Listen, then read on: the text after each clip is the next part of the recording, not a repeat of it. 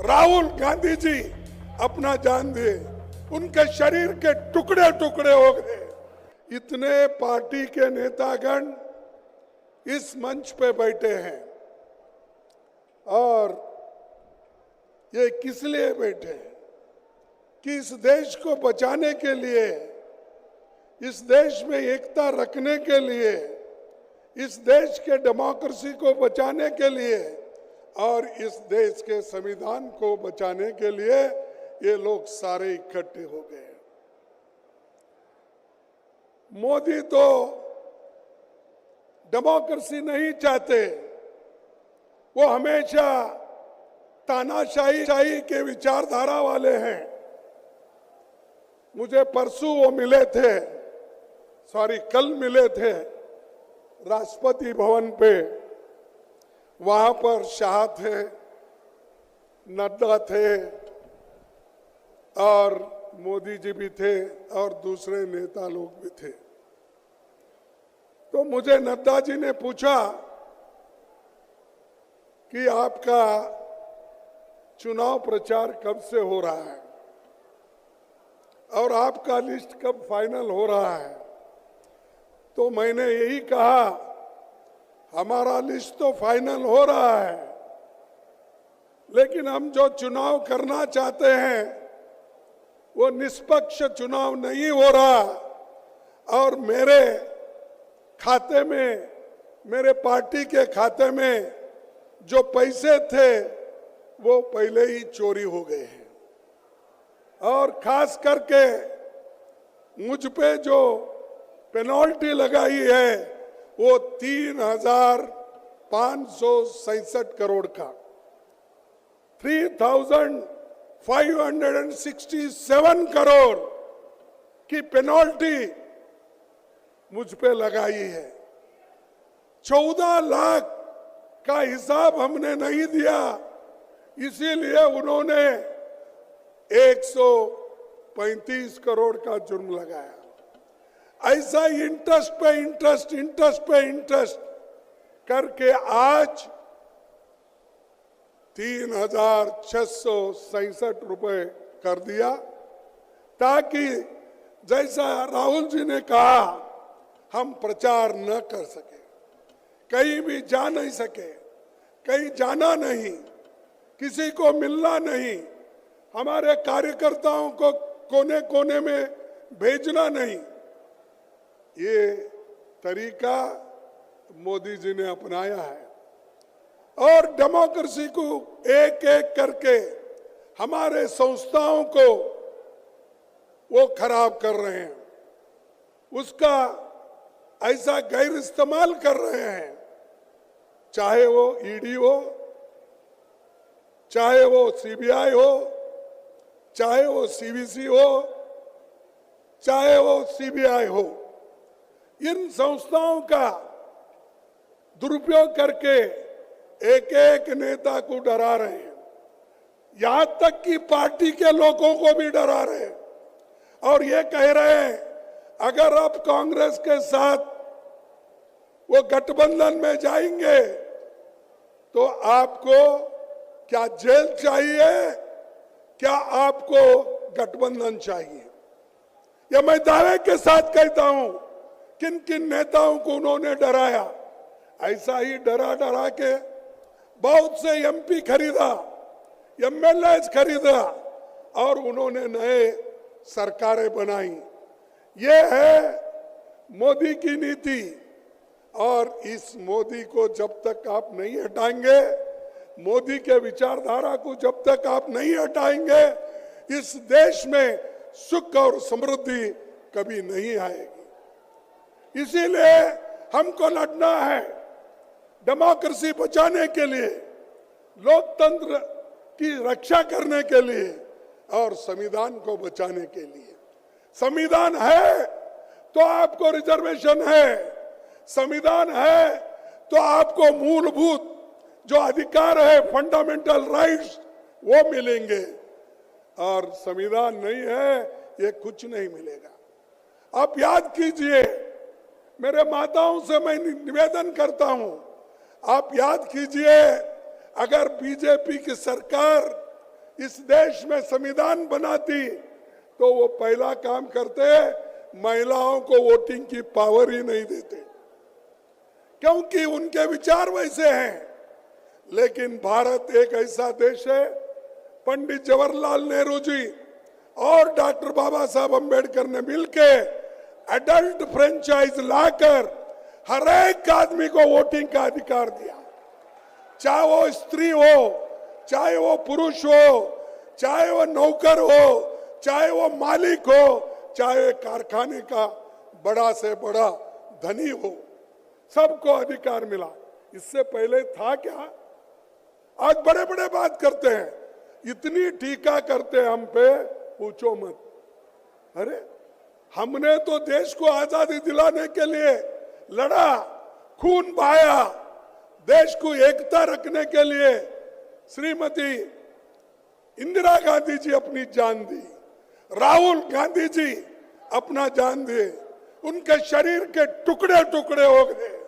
और वैसा ही श्रीमती इंदिरा गांधी जी देश को एकता रखने के लिए 32 गोलियां अपने छाती पे लगा ली। कौन लीडर ऐसा बताओ? यही बीजेपी वाले, यही आरएसएस वाले जनसंघ के नाम पे थे। तब क्या करते थे? तब ये सरकारी नौकरी में जाने के लिए लोगों को कहते थे, ये कहते थे क्विट इंडिया आंदोलन में भाग मत लो, गांधी जी की आइडिया अच्छी नहीं है, ये कहते थे। ये नौकरियों में रहते थे, ये व्यापार करते थे और देश के लिए कभी नहीं लड़े। मैं उसीलिए कई बार बोलता हूं, इनके घर का एक स्वान भी भोगता नहीं था, ऐसी परिस्थिति। लेकिन हमारे लोग सूली पे चढ़े, हमारे लोग लड़े। तो इसीलिए कांग्रेस पार्टी संविधान बचाने के तरफ हमारा ध्यान है, और इसीलिए हमको ये जरूर होगा कि हम सबका विकास चाहते हैं। चंद अमीर मित्रों का विकास मोदी चाहते हैं। आप डेमोक्रेसी चाहते हैं या तानाशाही, आपको तय करना होता। आप डेमोक्रेसी चाहते हैं ना? अरे लोकतंत्र चाहते हैं या नहीं? जो लोकतंत्र चाहते हैं वो हाथ उठाइए दोनों, और जो तानाशाही का समर्थन करते हैं उनको इस देश से निकाल के फेंकना पड़ेगा। ये लोग आज, ये तो देखिए, ये बीजेपी खास करके ये एक पॉइजन के जैसा है, आरएसएस ये पॉइजन के जैसा है।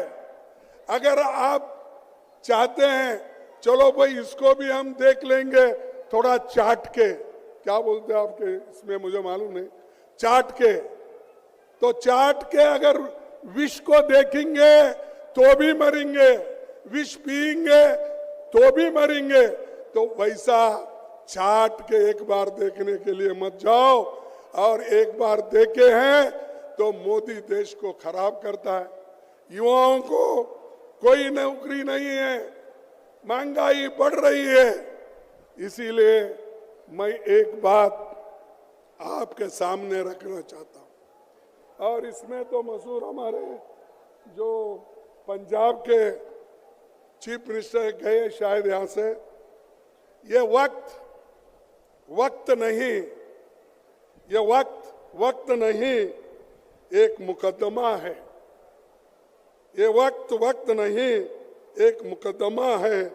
या तो गवाही दो या गूंगे हो जाओ, या गवाही दे दो या गूंगे हो जाओ, हमेशा हमेशा के लिए। ये उनका कहना है, या हमारे पास आओ गवाही दो या नहीं तो गूंगे हो जाओ। इसीलिए आज केजरीवाल जी को, आज हेमंत सोरेन जी को अंदर डाल दिए। क्या ऐसा गुनाह था भाई?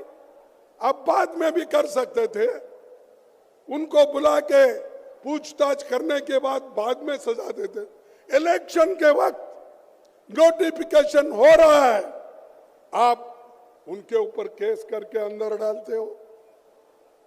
और हेमंत को भी उसी वक्त उसके ऊपर उनका यही कसूर था कि वो गठबंधन के साथ चलना चाहते थे। उनको बुलाया गया, पूछा गया, तब उन्होंने कहा मैं कांग्रेस के साथ रहूंगा, गठबंधन के साथ रहूंगा, मैं आप कितना भी मेरे ऊपर प्रेशर करो, मैं झुकने वाला नहीं है, ये हेमंत ने कहा था। तो इसीलिए मोदी जी ने केस बनाया और उनको अंदर डाला। क्या यह लेवल प्लेइंग ग्राउंड है? क्या यह मैदान है? जैसा मैं राहुल जी का क्रिकेट का जिक्र किए थे, साहब क्रिकेट तो सब लोग ठीक ठाक मैदान बनाते हैं और पिच भी अच्छा करते हैं, तब लोग खेल पाते हैं। यहां तो मोदी सब तरफ खड्डा खोद के हमको क्रिकेट खेलो बोल रहा है, लेवल प्लेइंग ग्राउंड ही नहीं है। तो ऐसे व्यक्ति को इस बार हराना चाहिए। जब तक इनको हराएंगे नहीं, तब तक शांति से नहीं बैठना चाहिए। और ये इसलिए जरूरी है, किसी एक व्यक्ति के लिए नहीं है, या सिर्फ आज एक केजरीवाल जी के लिए नहीं है, या हेमंत के लिए नहीं है, ये 140 करोड़ जनता की रक्षा के लिए हम कर रहे हैं। और ये जरूरी है, गरीब को, किसान को, मजदूर को, छोटे मोटे व्यापारियों को, इनकी रक्षा करने के लिए हम ये कर रहे हैं। इसीलिए हम चाहते हैं कि डेमोक्रेसी को बचाओ। ये 226 की चुनाव होगी युवाओं के रोजगार के लिए, ये चुनाव होगी बढ़ती महंगाई के मुद्दे पर, ये चुनाव होगी किसानों के एमएसपी गारंटी पर, यह चुनाव होगी लोगों की हिस्सेदारी। जो राहुल जी ने बीड़ा उठाया है कि जाति जनगणना होना चाहिए और जिसकी जनसंख्या है उसको न्याय मिलना चाहिए, जिसकी जनसंख्या भारी है उसको न्याय मिलना चाहिए। इसीलिए वो जो आवाज उठाए, इसकी भी लड़ाई है। और भाजपा के भ्रष्टाचार के खिलाफ ये लड़ाई है। और चुनाव देश के संविधान और डेमोक्रेसी को बचाने की है। इसीलिए मैं आपसे विनती करता हूं कि आप सभी एक हो जाओ, मिल के चलेंगे। इसीलिए पंजाब के हमारे चीफ मिनिस्टर से भी यही मैं अपेक्षा करता हूं, जब एक होकर हम लड़ेंगे तभी हम कुछ हासिल करेंगे, नहीं तो एक दूसरे को कुचलते रहेंगे, आप कभी आगे नहीं आएंगे। मैं आपसे विनती, पहले हम एक होने का सीखो, एक दूसरे को तोड़ने का मत सोचो। ये हमारा उसूल होना चाहिए, तभी हम कुछ काम कर सकते हैं।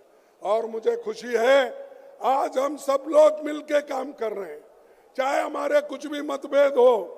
हम येचुरी साहब, डी राजा केरल में लड़ते हैं, लेकिन यहाँ इस बड़े कॉज के लिए, इसके लिए हम एक होकर एक मंच पे हम आते हैं। उसी ढंग से हम आप आदमी से हम यहाँ पर लड़ते हैं, पंजाब में लड़ते हैं, तो देश के एकता के लिए, अखंडता के लिए एक मंच पे है। तो ये जो बना, ये इंडिया गठबंधन जो बना, देश के रक्षा के लिए, लोगों के रक्षा के लिए और आपके हिफाजत के लिए बना, या किसी व्यक्ति के बारे में नहीं। अगर वो व्यक्ति, संविधान बचा, हर व्यक्ति बचेगा, और जो अच्छा काम करता है वो जरूर बचेगा। तो इसीलिए भाइयों, मैं ज्यादा कुछ बातें नहीं कहते हुए इतना ही कहूंगा, हम लड़ेंगे और बीजेपी को ये बताएंगे, भाई तुम्हारा ज्यादा हुआ, बस करो, लोग अंडर करंट है। आप ये मत सोचो 400 पार की जो बात करते हैं, ये 400 होने वाला नहीं है। चुप लोगों को डराना धमकाने की बात करते। अरे हमारे पास वो हिम्मत है, हमने कई लड़ाई लड़ी है, कांग्रेस ने कई लड़ाई लड़ी है। बीजेपी के लोग तो एक बार 2 सीट आए थे, उनके 2 ही सीट, आपको मालूम होगा, दिल्ली वाले आप बेहतर जानते हैं। तो ये 2 सीट लिए सो लोग बार बार दूसरों को गालियां देते हैं। तो इसीलिए आपसे मैं यही कहूंगा कि आखिरी में एक बात कह के मैं अपने बात को खत्म करूंगा, तो वो ये है कि इंडिया गठबंधन के लिए जो मुश्किलातें हैं, उन मुश्किलातों को हम सब मिलके दूर करेंगे। और मोदी का क्या है, कोर्ट भी उसके पास है, पुलिस भी उसके पास है, सभी कुछ उसके पास है। और इसीलिए मैं एक शायर ने लिखा है, अपील भी तुम हो, दलील भी तुम, अपील भी तुम, दलील भी तुम, गवाह भी तुम, वकील भी तुम, गवाह भी तुम, वकील भी तुम, जिसे भी चाहो हराम कह दो, जिसे भी चाहो हराम कह दो, जिसे भी चाहो हलाल कर दो, जिसे भी चाहो हलाल कर दो। सब उनका, वकील उनका, कोर्ट उनका, पुलिस उनकी, सब कुछ उनकी। तो ऐसे में डेमोक्रेसी को टिकाना आप में जो जोश आना चाहिए, और जोश के साथ हम लड़ते रहेंगे। मैं करूंगा, मैं कहूंगा जय हिंद, जय हिंद। क्या यारो उधर के पीछे के लोग बोल रहे हैं, आपको नहीं होना जय हिंद? जय हिंद, जय हिंद, जय हिंद। सबको धन्यवाद, नमस्कार। साथियों, अब मैं स्वागत करूंगा और निवेदन करूंगा